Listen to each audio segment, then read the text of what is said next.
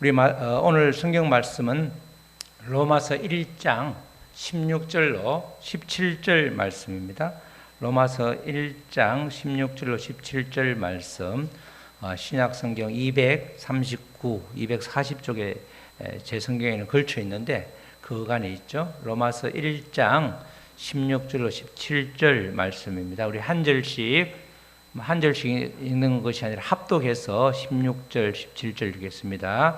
내가 복음을 부끄러워하지 아니하노니 이 복음은 모든 믿는 자에게 구원을 주시는 하나님의 능력이 됨이라. 먼저는 유대인에게요 그리고 헬라인에게로다. 복음에는 하나님의 의가 나타나서 믿음으로 믿음에 이르게 하나니 기록된 바 오직 의인은 믿음으로 말미암아 살리라 함과 같으니라. 아멘. 오늘 제목은 오직 의인은 믿음으로 말미암아 살리라.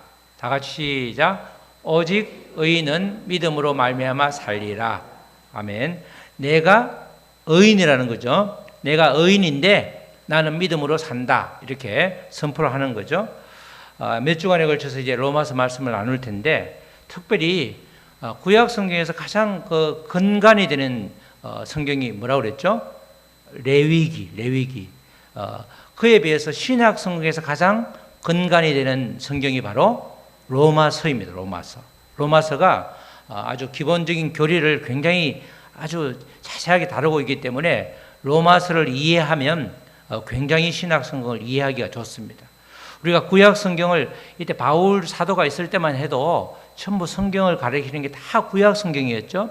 그러니까 구약 성경을 잘 알면 신약 성경을 잘 알 수 있고, 특별히 신약 성경 중에서도 로마서가 그만큼 혼자 읽으면 뜻은 대충 알겠는데 구체적으로 어떤 뜻인지 잘 모를 수 있다는 거죠. 그만큼 로마서를 잘 이해하는 것이 중요하다는 겁니다. 로마서를 이해하기 위해서는 로마서의 배경을 먼저 알아야 되는데, 로마는 로마 제국의 수도였죠. 1세기 무렵에 1세기라고 그러면 1년부터 99년까지가 1세기죠. 1세기 무렵에 로마의 인구가 100만 명이었는데 로마 제국에서 가장 큰 도시였습니다. 그래서 이 도시에 로마 교회가 세워졌는데 바울도 세우지 않았고, 가톨릭에서는 베드로가 세웠다는데 베드로도 세웠다는 기록이 전혀 없고, 그런데 누가 세웠는지를 보니까, 추적해 보니까 사도행전의 근거가 나오는데 바로 오순절 마가의 다락방에 모여있던 수많은 사람들 중에 로마에서 온 사람이 있었죠.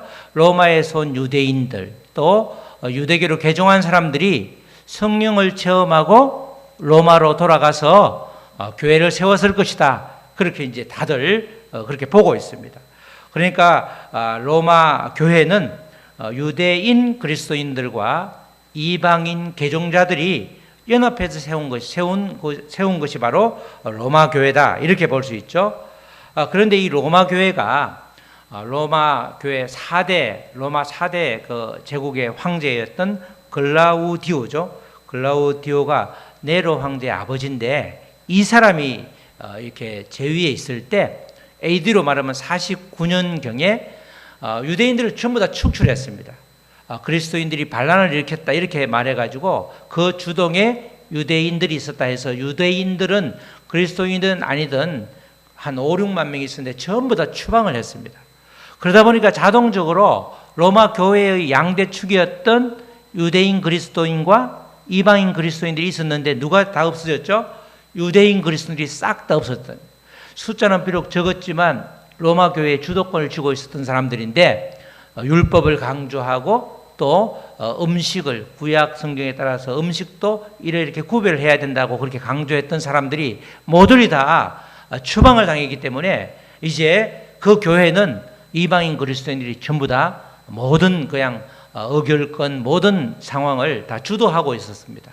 그런데 5년 뒤에 이제 네로가 집권했을 때, 네로가 처음에는 기독교에 굉장히 우호적이었죠. 화재가 났을 때 전부 다 기독교인이 했다고 뒤집어 씌워서 그렇지, 그 이전까지는 괜찮은 사람이었는데, 그분이 집권하면서 황제가 되면서 유대인 추방령을 취소하는 바람에 다시 그러니까 5년 만에 다시 이제 로마 교회로 돌아온 거죠. 누가 돌아왔죠? 유대인 그리스도인들이 와 보니까 5년 만에 완전히 그냥 교회가 어찌 보면 되게 어수선하고 그들이 보기에는 그들이 그렇게 중요시했던 할례 율법이 싸그리 무시되면서 그들 상황이 완전히 역전되면서 그때부터 이제 분란이 일어나는 겁니다. 야, 이건 아니잖아. 이렇게 말했는데 이미 소수이고 약자가 되었고 오히려 이방인 그리스도인들이 전부 교회의 의결을 모든 정권을 행사하는 그런 상황에서 이제 로마 교회는 아주 여러 가지 갈등이 격화되는 그런 이제 상황에 놓이게 됐는데 이 소식을 이제 바울이 들은 거죠. 바울은 전도 여행 때 3차 전도 여행 때 그 가까이 로마 가까이 있던 고린도에 가 있을 때 그때 이제 로마 교회에 편지를 57년 겨울쯤에 보냈는데 그 내용이 바로 이제 로마서가 되는 겁니다. 그 편지가 로마서인데 바울 사도는 늘 자기가 땅 끝까지 전도하기를 원했죠. 그 당시에 땅 끝이 지금의 뭐죠? 어디죠? 스페인을 성경에는 서바나라고 그러는데 서바나로 가야 될 서바나 선교에 관심이 굉장히 컸는데 그러기 위해서는 로마 교회의 지원을 받아요. 로마 교회의 지원을 받아야 되는데 지금 안면이 가본 적도 없기 때문에 또 자기가 세운 교회도 아니기 때문에 그럼에도 불구하고 로마 교회에 분란이 일어났었기 때문에 그들에게 이제 편지를 쓴 겁니다. 선교 계획을 공유하고 또 로마 방문을 원하였는데 아직까지 못 갔지만 때가 되면 가겠다. 그러면서 일종의 비대면 얼굴터기를 한 거예요. 비대면으로 내가 이런 사람이다 라고 알리는 차원의 편지가 로마서가 되는 거죠. 로마 교회의 주류가 이방인 그리스도인들이기 때문에 그들에게 로마를 방문하기 전에 자기의 실체를 알리고 또 그 교회의 갈등을 해소하기 위해서 편지를 쓴 것이 바로 로마서라고 하는 것입니다. 뿐만 아니라 바울 사도가 로마서를 기록한 목적은 로마 교회의 재부흥을 위해서 아무도 사도들이 개척한 교회도 아니고 자기들이 성령 체험을 하고 그렇게 개척한 그 교회가 원래 초심으로 돌아가서 세력 간의 갈등이 없고 오로지 복음 안에서 하나가 되었으면 좋겠다. 그래서 복음의 정수, 복음이 정확히 무엇인지 이미 알고 있는 복음이 어떻게 정확하게 그들에게 알려진 복음이지만 바울 입장에서 아주 복음의 완성, 복음은 이러이러한 것이라는 정확한 설명을 해주기 위해서 기록을 한 겁니다. 말로 하면 쉬운데 16장에 걸쳐서 긴 논문과 같은 편지를 쓰니까 그죠? 말이 설명을 하다 보면 길어지잖아요. 우리가 글로 쓰면 그만큼 알아듣기 위해서 이런 말 저런 말 하게 되는데 그렇게 이제 긴 편지를 쓴 것이 바로 로마서가 되는 거죠. 그렇게 무엇보다도 추방되었다가 돌아온 그 유대인 그리스도인들과 이방인 그리스도인들이 하나가 되어서 정말 하나님의 뜻을 박해 가운데 잘 이룰 수 있도록 정확하게 복음을 알려주려고 쓴 편지가 바로 로마서가 되는 겁니다. 이런 목적으로 기록을 하다 보니까 전체적인 하나님의 구원 계획이 무엇인지 또 어떻게 구원이 이루어지는지 복음은 무엇인지 그런 교리와 함께 이제까지 복음을 전해 들어서 알았던 성령 체험을 했던 그들이 그렇게 하나 되지 못하는 것은 삶에서 복음을 실천하지 않았기 때문이다. 그래서 1장부터 11장까지는 교리를 1장부터 그리고 나머지 후반부는 12장부터 15장까지는 실천 윤리를 그리고 마지막 16장에는 이제 인사를 하는 그런 구조로 되어 있습니다. 로마서는 복음의 능력과 함께 믿음으로 말미암아 사는 존재인 성도가 구체적으로 어떻게 실천해야 되는가 실천을 굉장히 강조하고 있는 거죠. 단순히 교리만 설명하는 것이 아니라 어떻게 살아야 되는지 구체적인 삶에서 믿음을 어떻게 보여야 되는지 그것까지 강조하고 있는 것이 바로 로마서입니다. 당시 로마에서는 우리가 늘 지금 복음이라고 하는 복음이 굉장히 큰 이슈가 되었습니다. 그 당시에는 복음 그러면 다 알아들었습니다. 이 사회에서 말하는 로마 사회에서 로마 제국에서 말하는 복음은 다른 뜻이 아니고 새 시대가 열렸다. 그 당시에는 팍스 로마라고 해서 이제 1세기부터 한 3세기까지 굉장히 로마가 한 200년간 부흥을 했는데 새로운 왕이 다시 등극했다. 이 말은 새로운 시대가 열렸다. 그것이 바로 그들에게는 복음이라는 겁니다. 새로운 시대, 왕이 바뀌는 것, 새로운 황제가 등극하는 것, 그걸 복음이라고 했기 때문에 복음이라고 하는 말을 다 어떤 뜻으로 이런 세상적인 뜻으로 다 받아들였습니다. 복음, 그들에게는 시대가 바뀌어서 새로운 왕이 등극하면 나라가 계속해서 확장되는 추세에 있었기 때문에 로마 시민에게는 굉장히 좋은 거죠. 영토가 확장되고 그러면 노예가 많이 이렇게 다시 편입되고 그들의 삶은 풍요롭고 이러니까 새로운 시대가 열렸다. 그것을 그들은 복음이라고 했던 것이죠. 그러니까 마찬가지로 로마 교회에서 주도권을 쥐고 있던 이방인 그리스도인들, 헬라인이나 로마 사람들이라든지 기독교로 개종한 그들에게도 복음 그러면 아주 귀가 번쩍할 정도로 뭐지? 이렇게 궁금증을 가질 정도로 굉장히 관심이 높았던 거죠. 그러나 바울은 그런 뜻이 전혀 아니라 똑같은 복음이라고 했는데 이제는 황제의 시대에서 누구의 시대로? 예수 그리스도의 시대로 바뀌었기 때문에 정말 진정한 복음의 시대가 왔다. 이런 뜻으로 복음을 전한 겁니다. 그들이 생각하는 복음과 전혀 다른 복음이죠. 그렇지만 바울이 전한 복음이 바른 복음이 되는 거죠. 정말 이렇게 황제의 시대가 다시 새로운 황제가 바뀐 것, 그게 복음이라고 받아들이지만 진짜 복음은 황제의 시대에서 예수 그리스도의 시대로 바뀌었다. 그것이 복음이라는 그런 차원이 전혀 다른 바른 복음을 전하기 위한 편지가 바로 로마서가 되는 것입니다. 지금 로마 사람들에게 바울은 전혀 낯익은 사람이 아니죠. 한 번도 가보지를 못했고 그 당시에 바울이 책을 많이 써가지고 그 책이 성경이 다 알려진 시대도 아니었고 그렇기 때문에 이 바울이 쓴 편지를 익숙하지 않은 사람이 남 모르는 사람이 편지를 썼으면 뭐가 궁금할까? 궁금증이 있어서 끝까지 다 읽지를 못하겠죠. 1장부터 11장까지인데 그러니 다 읽을 수 있는 사람이 많지 않다는 거죠. 그러니까 우리가 낯선 사람이 편지를 썼지만 그 성의를 봐서 앞에 몇 구절은 읽을 수 있으니까 바울이 13권의 편지 대부분은 인사를 하면서 얼굴을 알고 자기가 세운 교인들에게 또 한번 방문한 적이 있는 교회에게 편지를 했기 때문에 여차여차해서 평안하냐? 이렇게 인사를 하는데 로마서는 그게 아니고 바로 훅 치고 들어갑니다. 바로 복음에 대해서 정확하게 이야기하는 거예요. 왜냐하면 앞부분 읽다가 그만 읽은 사람들이 있기 때문에 앞에 정확하게 오히려 확실하게 복음이 무엇인지 그걸 알려주려고 훅 치고 들어가는 게 바로 로마서 1장 1절로 4절입니다. 인사로 시작하는 것이 아니라 그가 전하고 싶은 복음의 핵심을 곧바로 전하죠.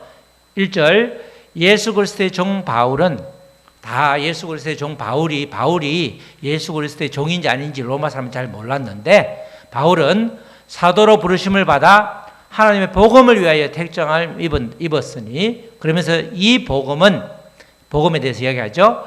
하나님의 선지자들을 통하여 그의 아들에 관하여 성경에 미리 약속하신 것이라. 구약 성경이 전부 다 예수님에 대한 약속이죠. 예수님이 오실 것이다. 메시아가 오실 것이다. 예수님의 그리스도가 오실 것이다. 이렇게 미리 약속하신 것이라. 그러면서 3절에 그의 아들에 관하여 말하면 육신으로는 지금 로마 교회에 특별히 로마에는 이단들이 득세했습니다. 예수님에 대해서 한 부류는 예수님이 절대로 몸을 입고 오신 분이 아니다. 잠시 유령으로 잠시 왔을 것이다. 이렇게 말하는 설을 하고 또 하나는 예수님이 역사적인 예수, 인간이지 절대 신이 아니다. 이렇게 말하는 사람들이 많았기 때문에 거기에 대해서 분명하게 이야기하죠. 육신으로는 다윗의 혈통에서 나셨고 예수님은 100% 인간, 100% 인간이라는 거죠. 또 성결의 영으로는 죽은 자들 가운데서 부활하사 능력으로 하나님의 아들로 선포되셨으니 곧 우리 주 예수 그리스도라. 복음이 예수 그리스도인데 그분은 육신으로는 100% 다윗의 혈통에서 났기 때문에 100% 인간이었고 또 영으로는 100% 하나님의 아들이기 때문에 신이다.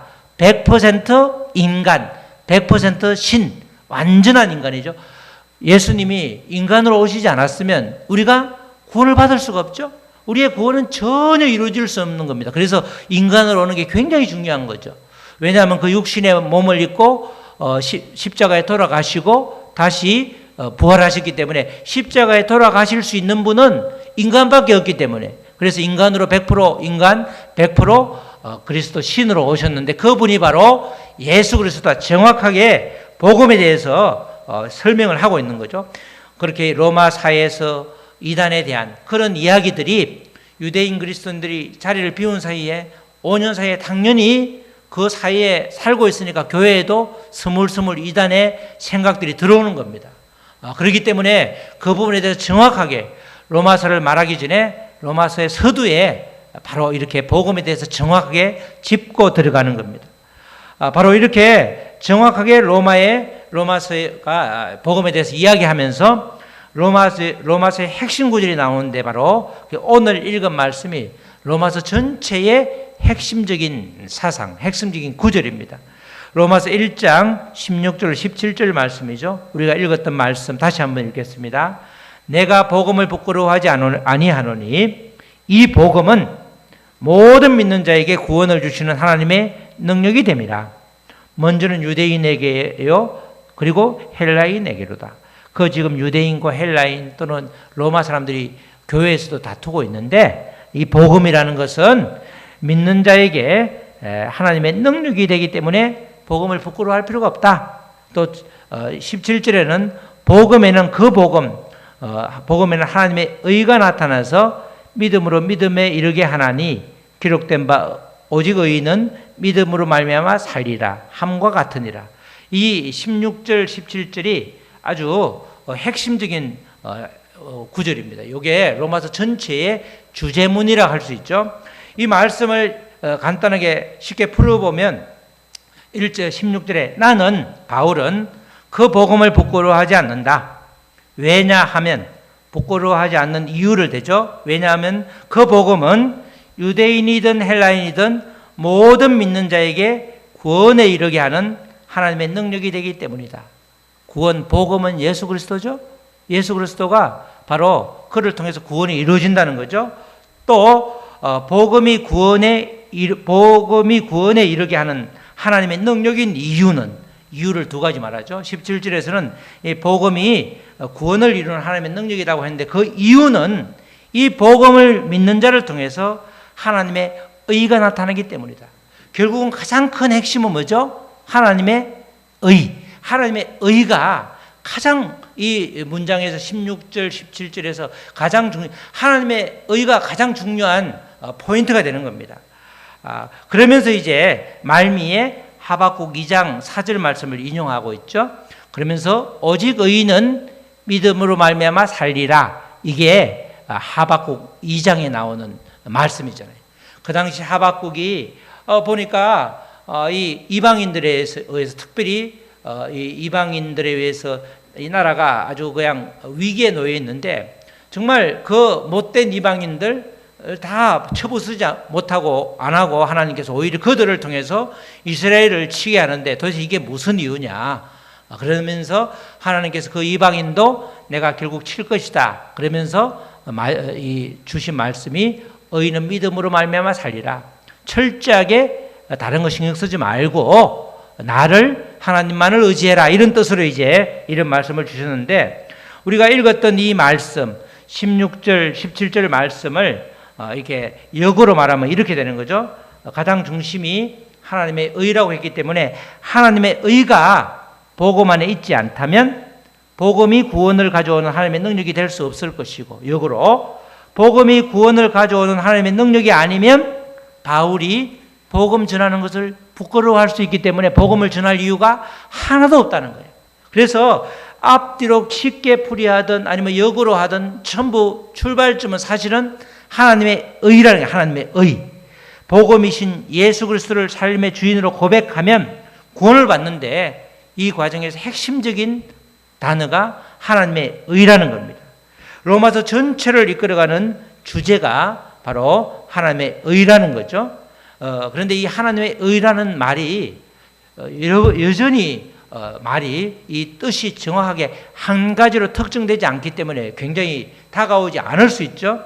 근데 오늘은 특별히 이 하나님의 의가 다양한 의미로 사용되고 있지만 여기서는 크게 두 가지 의미로 쓰이고 있는데 그 두 가지 의미를 분명하게 파악하면 그 의롭게 의대로 하나님의 의대로 사는 사람이 의인이 되는 거죠. 그 의를 정확하게 알면 내가 이대로 살면 내가 의인이구나.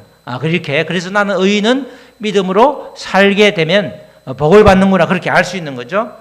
하나는 첫 번째로는 하나님의 의는 하나님께서 하나님 자신이 한 약속을 반드시 이루시는 그 신실함, 하나님의 신실함을 의라고 하는 거예요. 언약을 반드시 이룬다. 구약을 이룬 하나님께서 구약 성경의 말씀을 이루신 결과가 누구죠? 예수 그리스도잖아. 그래서 예수 그리스도가 복음인 거고 예수 그리스도 안에 하나님의 의가 나타나는 거죠. 의라는 것은 하나님의 신실하심, 약속의 말씀을 반드시 이룬다는 말, 이루신다는 그 신실하심이에요. 로마서 우리가 1장 아까 2절에서 4절 맨 처음에 읽었던 그 복음은 하나님이 선지자를 통해서 그의 아들에 관하여 성경에 약속하신 것이고 이 약속이 하나님의 아들 메시아 예수의 오심 그리고 십자가의 죽으심, 부활하심을 통해서 성취되었음을 강조해 주는 말입니다. 그러니까 결국은 로마서에서 첫머리에 있는 그 말씀도 구약 성경에서 선지자들이 예언한 대로 말씀이 이루어졌다. 말씀이 성취되었다. 그래서 하나님의 약속의 말씀을 하나님께서 이루시는 그 신실하심, 그게 하나님의 의라는 거예요. 그러니까 하나님의 의라고 하면 다른 말로 하나님의 신실하심. 하나님은 그러니까 어떤 분이다? 신실하신 분이다. 그걸 다른 말로 하나님의 의다. 이렇게 말하는 거예요. 오늘 본문 말씀을 포함해서 성경의 여러 곳에서 확인할 수 있는 것은 하나님의 의는 하나님이 약속하신 그 언약의 말씀이 반드시 이루어지게 한다. 그 신실하심을 하나님의 의라고 하는 겁니다. 또 하나는 하나님의 의라는 뜻은 하나님은 항상 우리 한문 그대로 의가 뭐죠? 옳을 의죠. 하나님은 늘 항상 공정하시고 옳다는 거예요. 하나님의 의라는 것은 하나님께서 항상 옳으시다는 것을 받아들이면 우리가 이 땅에서 삶이 억울하지도 않고 속상하지도 않고 천국을 누릴 수 있는 거죠. 우리가 인간사의 모든 문제는 그 출발이 다툼의 원인이 되는 것은 뭐죠? 내가 옳고 너가 옳지 않다는 거예요. 사람 사이에서도 내가 옳은데 정말 내 생각대로 되지 않으면 억울한 거죠. 내가 잘했는데 나를 인정해 주지 않으면 속상한 겁니다. 이런 자세를 사람과 사람 사이의 관계의 자세를 우리가 믿음의 사람인 우리들이 하나님 관계도 그냥 생각 없이 적용할 때가 많죠. 하나님이 항상 옳으시다는 걸 깨달으면 나는 정말 열심히 주를 섬겼는데 왜 나에게 이런 일이 속상한 일이 억울한 일이 발생하는가? 믿음이 이렇게 식어지면 그냥 그 자리에서 돌아서서 불교로 가는 사람도 있고 이단으로 가는 사람도 있다는 겁니다. 왜냐하면 자기는 열심히 섬겼는데 하나님이 내 뜻대로 안 해주니까 그러니까 그 말은 내가 옳은데 하나님이 왜 그렇게 안 해주냐? 그 말 속에는 그 생각 속에는 나는 옳고 오히려 하나님이 틀리다. 하나님이 옳지 않다. 그 이야기를 내가 은연중에 생각 중에 나타나는 겁니다. 결국 우리는 하나님은 항상 옳으시다. 하나님은 항상 공정하시다. 이런 자세를 가져야 되는데 이런 자세를 받아들인 사람이 바로 의인이라는 겁니다. 의인은 그러니까 하나님의 의를 그대로 고백하고 인정하고 받아들이는 사람이죠. 뭐죠? 첫 번째로는 하나님의 말씀이 반드시 이루어지는 그 하나님의 신실하심을 믿는 사람이 의인이 되는 거고, 늘 기본적으로 하나님이 옳으시다, 하나님이 불공정하신 분이 아니고 하나님은 늘 공정하시다, 어떨 때는 어떨 때는 옳고 어떨 때는 그러다는 게 아니고 항상 그분은 옳으시고 그분은 공정하시다, 그걸 받아들이고 믿는 사람이 의인인 거예요. 의인. 내가 의인이다, 내가 구원받은 사람이다, 이렇게 말하려고 그러면 이 두 가지를, 최소한 이 두 가지를 완전하게 받아들여야 되는 거예요. 약속의 말씀이 반드시 이루어지기 때문에 약속의 말씀을 붙잡고 기도하는 거죠. 이루어지지 않는 기도를 왜 하냐고. 약속의 말씀이 이루어지지 않는 그런 하나님이 그냥 이 예레 선지자를 통해서 말씀 주셨는데, 그 말씀이 그냥 말씀만 끝나고 우리의 삶과 아무 상관이 없으면 무슨 의미가 있냐고.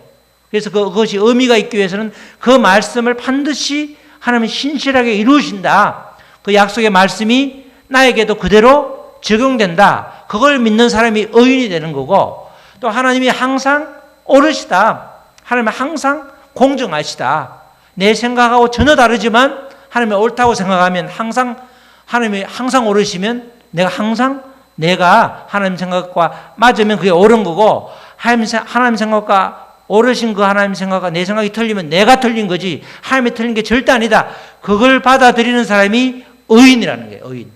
그걸 지금 정확하게 말해주는 거죠. 그러니까 이런 사람을 일컬어 이제 의인은 믿음으로 말미암아 산다, 이렇게 하는 것입니다. 하박국 선지자를 통해서 의인은 믿음으로 산다, 이 말씀은 그냥 믿음으로 견딘다, 아주 막 그냥 어려워도 믿음 그러면서 견딘다, 이런 뜻이 아니라 하나님의 어떤 일에도 하나님의 옳으심을 인정하고 하나님이 보호하고 지키실 것을 믿음의 눈으로 바라보는 것, 그걸 이제 믿음으로 살리라, 이렇게 말하는 겁니다. 의인이라는 뜻에 포함되어 있죠. 우리가 의인이라고 하는 것은 하나님을 믿는 사람을 의인이라고 하는데, 그 의인이 구체적으로 무엇인지는 하나님의 의를 알아야지 되는데, 그 의가 최소한 이 두 가지, 여기서는 그 두 가지 뜻이 있는 겁니다. 구약 성경에는 의라는 뜻의 구절마다 한 대여섯 가지 나오고, 바울이 말하는 것도 여러 가지 나오지만 그 핵심적인 아주 뜻이 두 가지로 크게 말할 수 있는 것입니다. 이 말씀의 참 뜻을 깨닫고 종교개혁을 루터가 이루었죠. 루터가 종교개혁을 이룰 때 붙잡은 말씀이 바로 16절, 17절, 특별히 17절 말씀입니다. 이 로마서 17절을 읽으면서 거듭나는 것을 루터는 느꼈다. 열린 문으로 낙원으로 들어가는 느낌이었다. 이 말씀을 통해서. 복음에는 하나님의 의가 나타나서 믿음에 이르게 하나니 기록된 바 오직 의인은 믿음으로 말미암아 살리라. 이 말씀을 통해서 내가 이렇게 있어서 안 되겠구나. 지금 죽음에 아주 위협이 있었지만 그 성에서 루터가 머물었던 그 높은 성을 가봤는데 이름이 갑자기 생각이 안 나는데, 그 성에서 로마서를 전체 성경책을 이렇게 구약 성경책을 이렇게 쭉 다 번역을 했잖아. 그래서 그때 마침 인쇄술이 아주 그냥 이렇게 아주 굉장히 발전하면서 그 성경책이 전부 옛날에는 신부들만 봤었는데 일반 백성들에게 가면서 완전히 세상이 뒤집어졌잖아. 그때 출발점이 된 말씀이 바로 로마서 1장 17절 말씀. 의인은 믿음으로 말미암아 살리라. 이 말씀이 구약 성경 하박국에 나오고 저 뒤에 또 우리 신약 성경에도 3번 더 나오죠. 바로 이게 의인이라는 것이 무엇인가, 내가 의인이라고 하면 최소한 이 두 가지, 그죠? 하나님의 언약의 말씀이 반드시 이루어진다는 그 하나님의 신실하심을 믿는 것, 받아들이는 것, 그리고 하나님은 항상 옳으시다는 것, 그 하나님의 의를 우리가 믿을 때, 받아들일 때 우리는 온전한 복음을 알게 되는 것이고, 그 복음으로 인해서 우리는 구원받은 겁니다. 그렇게 우리가 의인은 그런 뜻이, 깊은 뜻이 있다는 겁니다. 우리 사랑하는 성도 여러분, 복음은 모든 믿는 자에게 구원을 주시는 하나님의 능력이죠. 이 복음이 구원에 이르게 하는 하나님의 능력인 이유는 이 복음을 믿는 자를 통해서 말씀드린 것처럼 하나님의 의가 나타나고 있기 때문입니다. 의인은 그래서 하나님의 의를 인정하고 받아들이는 사람인데, 하나님의 의는 하나님의 약속의 말씀 반드시 이루어진다는 하나님의 그 신실하심을 믿는 것이고, 또 어떤 경우에도 하나님은 공정하시고 옳으심을 인정하는 것, 그것이 의인의 뜻이 되는 거죠. 결국 의인은 이렇게 말을 했지만 이 말씀을 인해서 세계관이, 가치관이 완전히 바뀐 겁니다. 그래서 복음은, 하나님의 의가 나타난 복음은 사람을 변화시키는 능력이 있는 것이죠. 복음이 나의 삶이 되지 않기 때문에 변화가 없는 거죠. 예수를 믿어도 변화가 없다, 이렇게 말하는 사람은 복음을 머리로만 받아들였지 삶으로 받아들이지 않았기 때문에 복음의 문제가 있는 것이 아니라 나의 신앙의 문제가 있는 것이죠.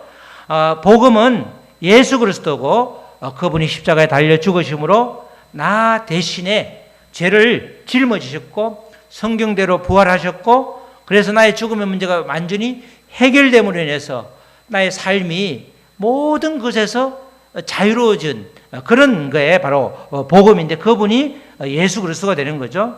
우리가 인간사 모든 문제는 이렇게 내가 옳고 너가 그러다, 거기서 출발하지만 그것이 결국은 구체적으로 죄로 나타나는 거죠.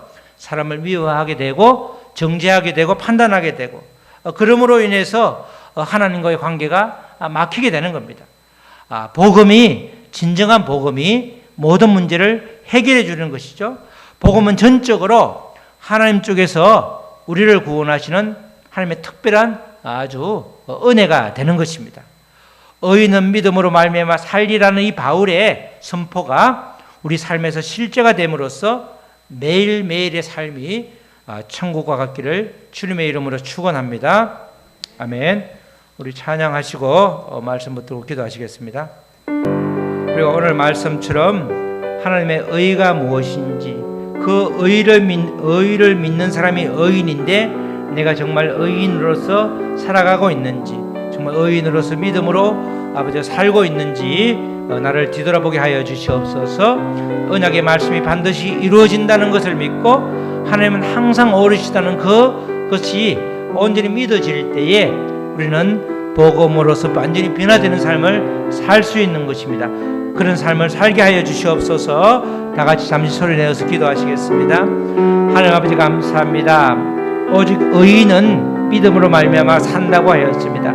이 짧은 구절이지만 이 구절이 얼마나 큰 파괴력이 있었는지, 아버지 루터도 켈빈도 모두가 다 이 말씀을 통해서 엄청난 아버지 은혜를 아버지 받았고, 아버지 그것을 실천하는 과정에서 종교 개혁이 일어나기도 하고, 때로는 사람이 완전히 변화되기도 하고, 아버지 주님을 만남으로써 완전히 복음이 삶이 된 분들이 허다합니다. 허다한 증인들이 있습니다. 우리 각자도, 아버지 나도 그런 증인이 되기를 아버지 원합니다. 정말 아버지 하나님께서 아버지 정말 그 약속의 말씀, 언약의 말씀을 신실하게 이루시는 그분이시며, 또 그 신실함을 아버지 우리가 본받기를 원하며, 또 하나님께서는 항상 옳으심에, 항상 선하심에, 항상 공정하심에 아버지 나의 모든 삶에서 아버지의 사건 사고가 그 이 말씀으로 해석될 수 있도록 아버지 그 기준이 될 수 있도록 아버지 주여 도와주시옵소서. 그리하여 믿음으로 사는 아버지 복된 삶을 살아낼 수 있도록 주여 도와주시옵소서. 하나님 아버지 감사합니다. 의인은 믿음으로 말미암아 살리라. 아버지 이 말씀이 나에게 늘 삶의 지침이 되어서 그렇게 이 땅을 살 때 매일매일 복되고 아버지 기쁜 천국의 삶을 누릴 수 있도록 주여 도와주시옵소서. 감사하며 예수님의 이름으로 기도드렸습니다. 아멘.